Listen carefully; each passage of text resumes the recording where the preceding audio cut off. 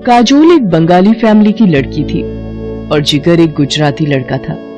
जिगर को काजोल एक दोस्त की शादी में मिली थी और दोनों में प्यार हो गया। दोनों ने अपने अपने परिवार वालों को इस शादी के लिए मना ही लिया और फिर काजोल और जिगर की शादी हो जाती है। काजोल की सास अल्पना को अपनी बहू को लाने का बहुत चाव था, पर काजोल बंगाली थी। यही बात अल्पना को पसंद नहीं आ रही थी। काजोल भी कहीं न कहीं एकदम से बंगाली परिवार से गुजराती परिवार में आ गई थी, तो वो भी इस बात से थोड़ा घबरा रही थी। शादी करके तो तुम आ गई हो, लेकिन हमारे गुजराती रीति रिवाज भी तुम्हें सब सीखने होंगे। और रही बात भोजन की, तो हमारे यहाँ शुद्ध शाकाहारी भोजन ही बनता है। तुम्हें चावल और मच्छी खाना छोड़ना होगा। माँ, मैंने काजोल को पहले कह दिया था कि हमारे घर पर शुद्ध शाकाहारी भोजन ही बनता है और इस बात से काजोल को कोई ऐतराज नहीं है। जिगर की बात सुनकर काजोल कमरे में आकर जिगर से कहती है, तुम्हें तो पता है मछली और चावल मेरे पसंदीदा भोजन में से एक है। अब तुम ही बताओ, मैं ये सब खाए बिना कैसे रहूंगी? आज सुबह भी नाश्ते में मेरा पेट बिल्कुल भी नहीं भरा। वही ढोकला थेपला कैसे खाऊंगी मैं ये सब रोजाना? तुम ही बताओ मिहिर। काजोल, तुम जानती हो ये शादी हम दोनों की सहमति से हुई है, तो हमें इस शादी को आगे बढ़ाने के लिए कहीं ना कहीं तालमेल तो बिठाना ही होगा। अच्छा, मैं ऑफिस निकल रहा हूँ, शाम को जल्दी आ जाऊंगा। मिहिर ऑफिस चला जाता है। ऐसे ही कुछ दिन बीत जाते हैं। एक शाम अल्पना काजोल को कहती है, काजोल, मकर संक्रांति का त्योहार आ रहा है, घर में मेहमान भी आएंगे। इस बार मकर संक्रांति की सारी तैयारी तुम्हें ही करनी है और हाँ, खिचड़ी का प्रसाद भी तैयार करना है। अब ये सब कैसे करूंगी? मैंने तो कभी ये प्रसाद वाली खिचड़ी बनाई ही नहीं। माँ को फोन करती हूँ। अरे तू चिंता क्यों कर रही है काजोल?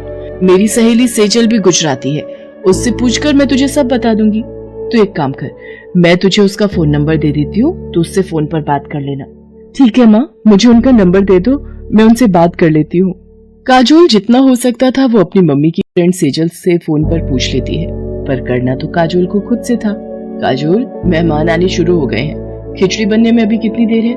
माँ जी, मैं बस बना ही रही हूँ, जल्दी से तैयार करो, तुम्हारे पास आधे घंटे का समय है। आधे घंटे में खिचड़ी बनकर तैयार हो जानी चाहिए। अल्पना रसोई से बाहर चली जाती है। अल्पना बहन जी, और काजोल बहू नजर नहीं आ रही जी? वो आप सबके लिए खिचड़ी का प्रसाद तैयार कर रही है।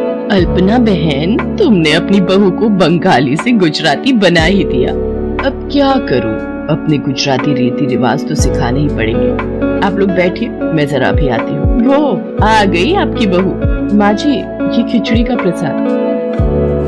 खिचड़ी तो बड़ी स्वादिष्ट बनाई है काजोल बहू। हाँ, ये तो सच है, प्रसाद बहुत बढ़िया बनाया है, बिल्कुल गुजराती तरीके से। YouTube पर सही दिखाया था। हींग जीरे का छौंक, हींग जीरे की खुशबू से खिचड़ी और भी स्वादिष्ट हो गई। सब मेहमान बहुत खुश होकर जाते हैं, पर अल्पना अभी भी सुकून में नहीं थी। मुझे पता है, आज तुमने अपनी मम्मी की सहेली से पूछकर और YouTube पर देखकर जैसे तैसे प्रसाद की खिचड़ी बना ली, पर अभी इतना खुश होने की जरूरत नहीं है। आगे अभी हमारे और भी रीति रिवाज हैं जिन पर ध्यान देने की बहुत जरूरत है। एक प्रसाद की खिचड़ी बनाने से तुम गुजराती नहीं बन गई हो। अल्पना की बात सुनकर काजोल बहुत दुखी होती है और कमरे में आ जाती है। तभी जिगर भी आ जाता है। अरे तुम माँ की बातों को दिल पर मत लिया करो, उनका स्वभाव ही ऐसा है। अच्छा, एक काम करो, तुम मेरे साथ बाजार चलो, मैं तुम्हें तुम्हारी पसंद के बंगाली रेस्टोरेंट से तुम्हारी फेवरेट डिश खिलाता हूँ। नहीं नहीं, हम बाजार का कुछ क्यों करें? क्या तुम मेरे हाथ की बनी गुजराती खिचड़ी नहीं खाओगे? अरे हाँ, मैं तो भूल ही गया था, तुमने तो आज खिचड़ी बनाई है। जल्दी से गरम गरम खिचड़ी लेकर आओ और ऊपर से थोड़ा देसी घी भी डाल देना। अल्पना और काजोल का रिश्ता इसी तरह से चल रहा था। अल्पना के मन में काजोल के लिए खट्टी मीठी तकरार का सिलसिला अभी भी कायम था। ऐसे ही एक दोपहर अल्पना धूप में अचार और पापड़ सुखा रही थी। तभी उसकी पड़ोसन मनोरमा घबराई हुई आ जाती है। अरे अल्पना बहन, वो मैंने तुम्हें बताया था ना, मेरी बेटी प्रख्या जिस लड़के से प्यार करती है, अरे उसी के ऑफिस का वो लड़का, उसके घर रिश्ते की बात चल रही थी। वो लोग शाम को शगुन लेकर आ रहे हैं। तो ये तो बहुत अच्छी बात है मनोरमा बहन, पर तुम इतना घबरा क्यों रही हो? घबराने की बात ये है अल्पना बहन कि लड़के वाले बंगाली हैं और हम लोग गुजराती। लड़के ने फोन पर बताया है कि उसके दादा दादी भी साथ में आ रहे हैं और वो लोग बंगाली खाना ही खाते हैं। और लड़के ने कुछ पसंद की चीजें भी बताई हैं जो परिवार के लोगों के लिए बनानी है। कुछ समझ नहीं आ रहा बंगाली खाना कैसे बनाऊंगी, और प्रख्या को भी बंगाली साड़ी ही पहनकर तैयार होना है। अगर आप कहें तो मैं आपकी कुछ मदद करूं आंटी जी। देख नहीं रही हो मनोरमा बहन बड़ी परेशान है, तुम क्या भला मदद करोगी इनकी। अरे हाँ अल्पना बहन, तुम्हारी बहू भी तो बंगाली है। काजोल बहू, फिर तो बंगाली रीति रिवाज बहुत अच्छे ढंग से हो जाएंगे ना, कोई कमी तो नहीं रहेगी। आंटी जी आप प्रख्या की सगाई की जिम्मेदारी मेरे ऊपर छोड़ दो, मैं सब कुछ संभाल लूंगी। काजोल जो बंगाली साड़ी अपने दहेज में लाई थी वही प्रख्या को पहनाकर तैयार करती है। लड़के वाले प्रख्या को बंगाली तरीके से तैयार देख बहुत खुश होते हैं। तरह तरह के बंगाली व्यंजन जब मनोरमा परोसती है तो सब बहुत वाहवाही करते हैं। मनोरमा लड़के वालों को काजोल और अल्पना से मिलवाती है। प्रख्या की सगाई का फंक्शन बहुत अच्छे से निपट जाता है। लड़के वालों के जाने के बाद मनोरमा काजोल से कहती है, काजोल बहू आज तुमने सचमुच मेरी बहुत सहायता की है। थैंक यू बेटा।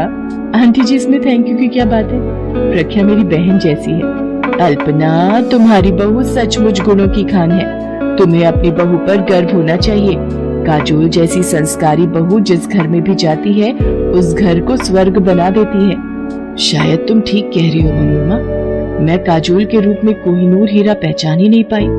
काजोल आज तुमने सचमुच मेरा सिर गर्व से ऊंचा कर दिया।